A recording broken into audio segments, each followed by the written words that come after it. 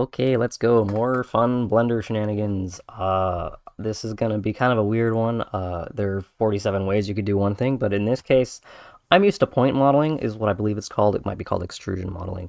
Basically, make each polygon to like make a face or something. So in this case, I'm going to be making this little head. This is not my art.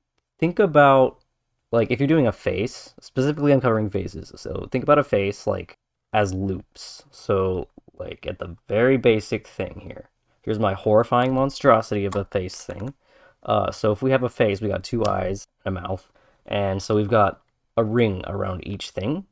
And then that would be like a ring of polygons like this red, and the blue is just segmenting that because everything is made out of squares and triangles when you're working with 3D stuff. And we like squares a lot because they're really smooth, but we do have a triangle here and there. They're not all evil, it's just you try to avoid them, especially if you're animating. If you're not animating anything, it's free game. I started a 3D modeling with like Metasequoia, so I didn't have sculpting tools, so I do a lot of my stuff with point modeling like this. I just feel like it's more accurate. I can do this faster point modeling than I can sculpting and then cleaning it up. I can make a cleaner mesh with this. Normally, this is this whole little section here. So these sections are loops. And you want a whole loop around your whole thing. Same thing for the mouth, which is why I drew this horrifying monstrosity here.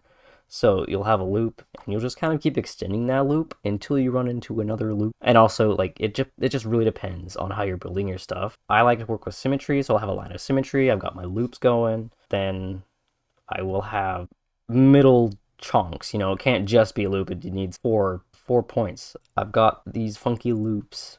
Is just me adding a line through all of them, making a horrifying little dude.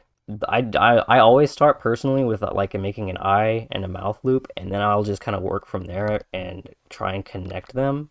The way they connect depends entirely on the shape. Like if this thing doesn't have a nose, you're gonna do it completely different than if it has a nose.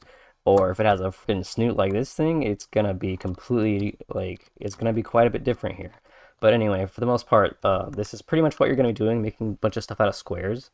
And the only triangle I've run into while doing my silly mock-up here is this little green spot. And that's okay. If you're animating stuff, you usually want them to be like off in spots that you're not really deforming a lot. I don't know if this is going to make any sense to you, but that's my little scribbly scribble before I actually go to the Blender half. Another nice bit about this is the client who I'm making this for, they've drawn a front and side view for me. These are orthographic views, this is what it looks like if there were no perspective at all, which is also hard to kind of explain, but that's like focal distance camera stuff. What they've got is great because the corners of the eyes here line up, the nose lines up, the lips and the teeth line up. Because a lot of the time, especially when we're drawing 2D characters, the profile view is not what actually the front view would be shaped like. It's very difficult to explain. If you look up 3D CG anime stuff, like there's a Cyborg 009 movie that has great, fantastic examples. Leviathan came out recently, and that also is a wonderful example by Studio Orange. So in the case of 3D printing, we don't really have the ability to cheat like that. So you just you draw the front, you draw the side, you start modeling that crap in your Blender void, and you will just kind of tweak it from there. I've got my reference images here, and I've got Blender open. I just draw. By default, you're in object mode.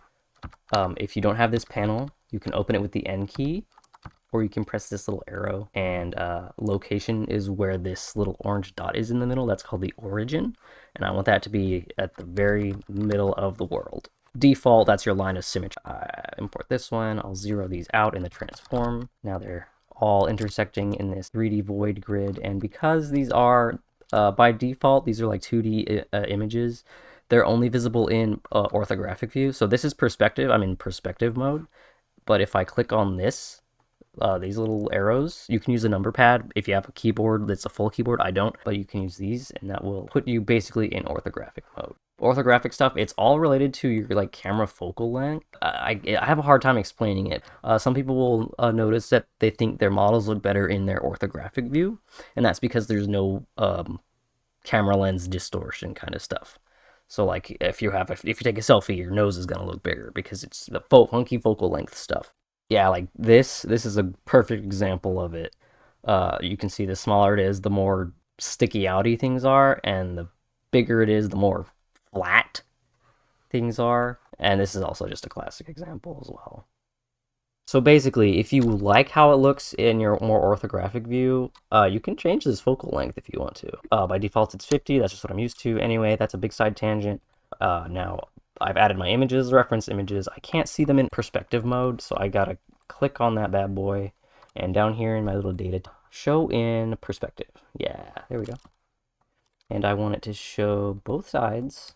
And depth, maybe I want it, depends. Sometimes I want it in the front, sometimes I want it in the back. Just depends. I'll come change these back and forth as I go along, just for visibility. Usually I'll have it in the back, and then I'll turn on X-ray mode so I can kind of see through my. So I'll just turn these on so that they're in perspective. I want both sides visible, and I'm gonna lower the opacity a little smidge. Delete that. And this is the part where I actually start modeling.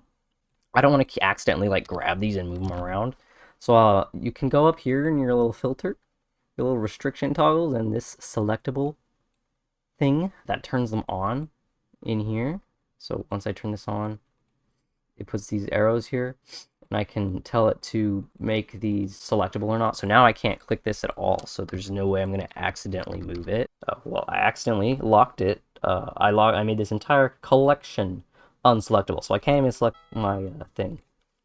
So I'm going to just change it to where only those I can't select.